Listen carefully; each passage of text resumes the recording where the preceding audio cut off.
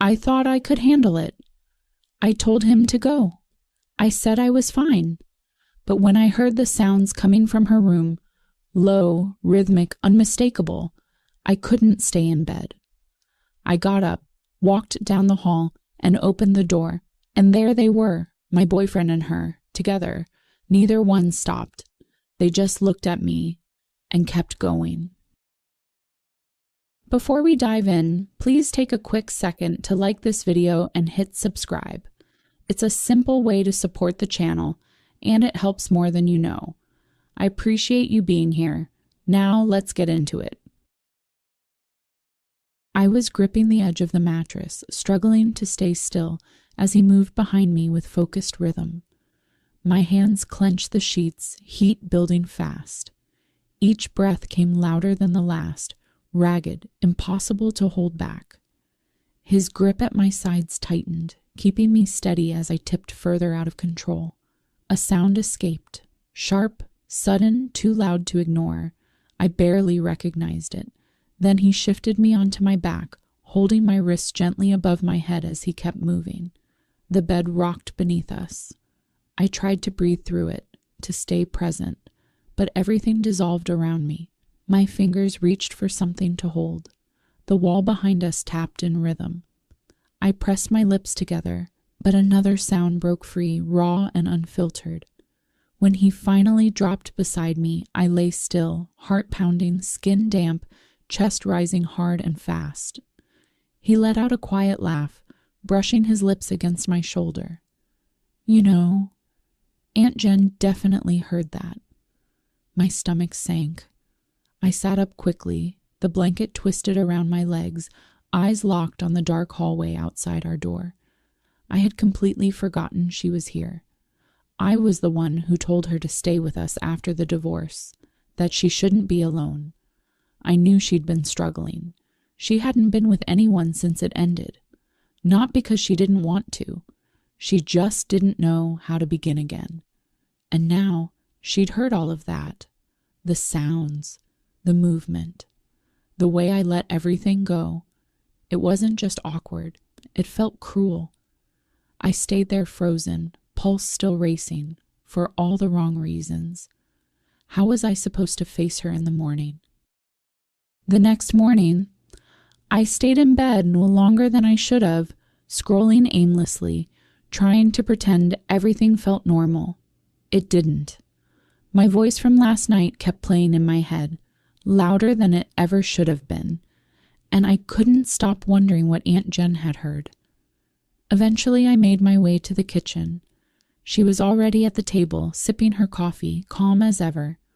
Her phone was in one hand, a spoon in the other, like nothing was different.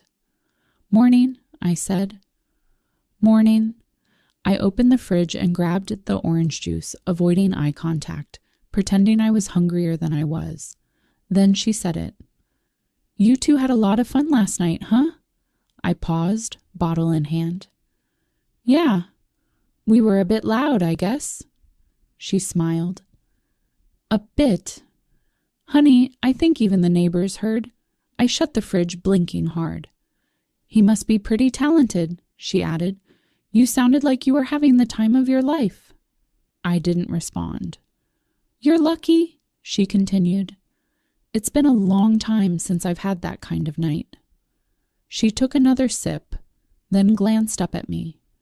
"If he ever gets bored, feel free to send him my way for a night." I laughed, because I thought I was supposed to, but she didn't. She just looked at me, and suddenly it didn't feel like a joke. The day moved on like nothing had happened, but the weight of Aunt Jen's words never left me. Every time I passed her door, I wondered if she remembered saying it, or if she meant it at all. That night we were in bed again, just talking. No touching, no teasing, just the soft hum of the room around us, and the heat of his arm resting against mine under the blanket. He glanced over. "So, how was this morning?" I hesitated. Weird. She brought it up. "She said something?" I nodded. "She said we sounded like we were having fun." He smirked. "We weren't. I ignored that. Then she said you must be really good. He raised an eyebrow. Oh, yeah. And then she said if you ever get bored, I should send you her way for a night. He blinked, surprised. Wait, what? That's what she said. A pause. Then he let out a quiet laugh. Well, she's not wrong. I turned to face him. You think she's attractive? I mean, yeah, he admitted. She's beautiful, just older. I stared at the ceiling. She hasn't been with anyone since the divorce. I think she's lonelier than she lets on. He didn't say anything. I exhaled slowly. Would you ever do it? He turned his head. You're serious? I don't know. I keep thinking about it. She said it so casually, and then just stared at me like she meant it. He looked at me a little longer this time. You'd actually be okay with that? I hesitated. Not completely, but I'm not against it either. The room went quiet again. Then he sat up. I looked at him. What are you doing? He glanced toward the door. You said you're not against it. I hesitated. Right now? He nodded once. Unless you changed your mind. I didn't answer. He kissed me softly, just once, then stood, pulling the blanket off his legs. She's probably still awake. He turned to the door. Wait, I said. You're actually going? He looked back. Only if you let me. I didn't say a word, and then he walked out. The door clicked shut, and I was alone. The room still held traces of him.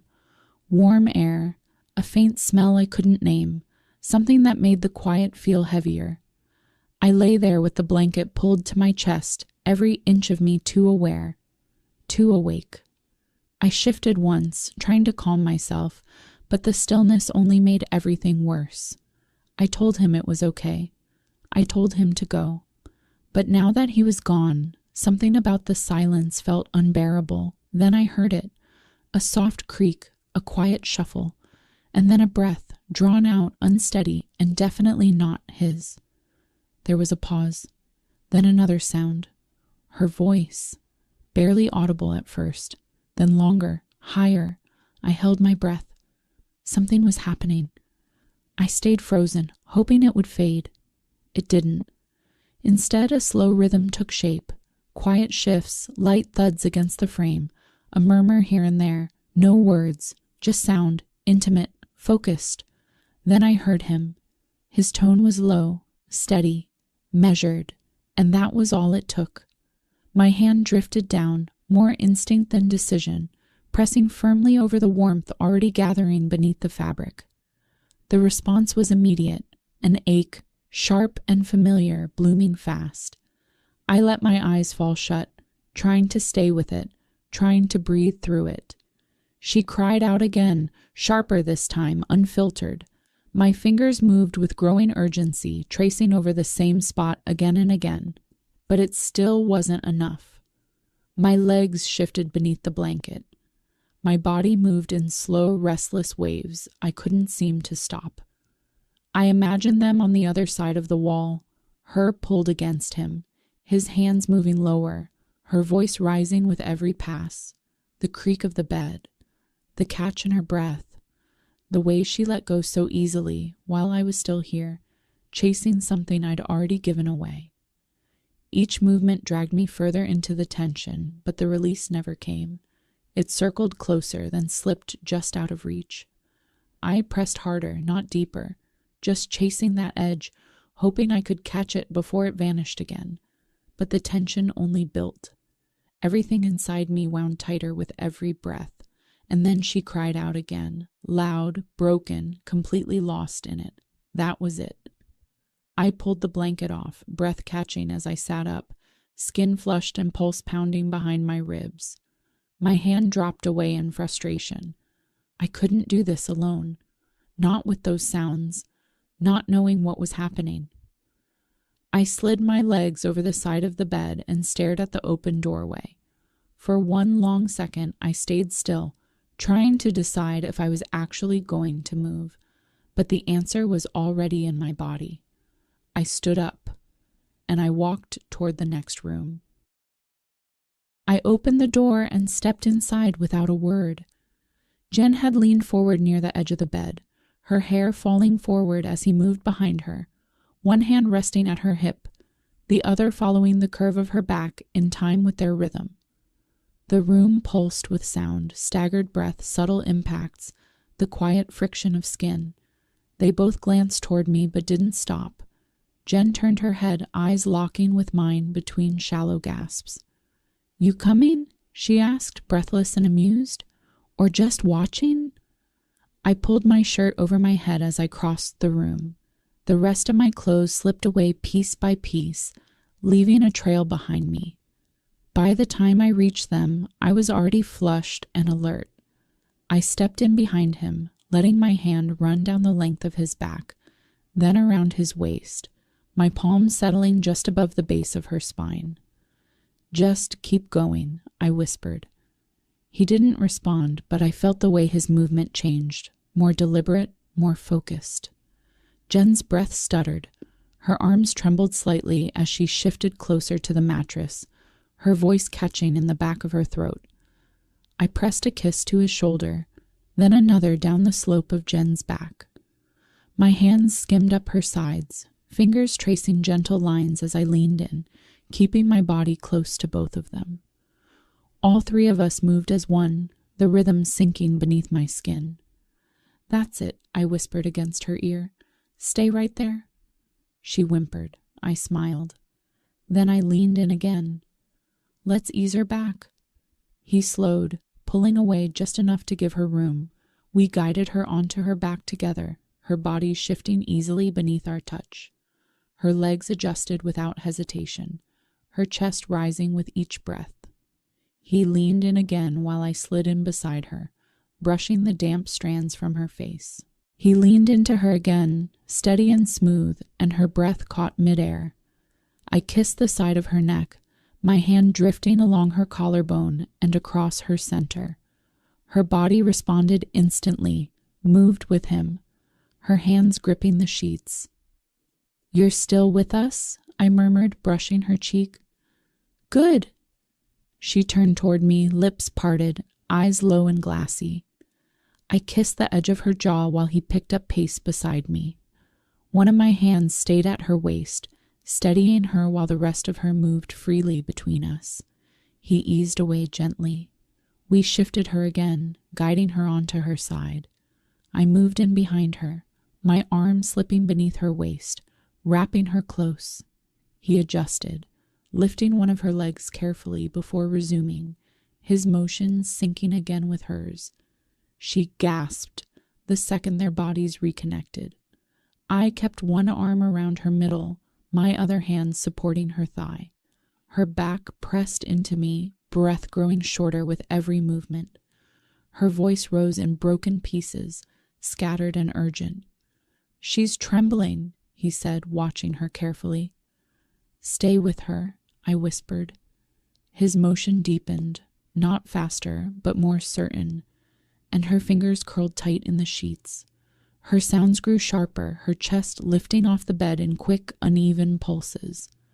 I held her tighter, grounding her as the tension wound tighter around us all. Her whole body tightened, then stilled, her legs tensed, her breath vanished. And then the sound came, open and raw, as she collapsed fully into me, every part of her body shaking as the tension finally snapped. I felt her go quiet, her body melting into the space between us. I held her, one arm tucked around her ribs, my face near her ear as she struggled to catch her breath. Watching her come apart like that, held between both of us, hit harder than I'd expected. He slowed behind her, lifting himself with care.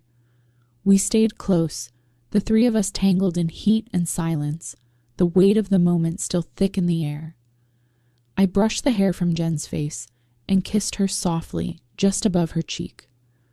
She turned toward me slowly, eyes low and glazed, her smile barely there. "If you two ever need a third," she whispered, "I think I'm available." And that's where we left it. Most men wouldn't even consider it. He didn't just consider it, he followed through. So tell me honestly, if your girl asked you to do the same, would you? Would you go to that room, or would you walk away? Drop your answer in the comments. I'll be reading. Before you leave, don't forget to like, subscribe, and turn on notifications by clicking the bell icon so you never miss the next one. Thanks for watching. See you soon.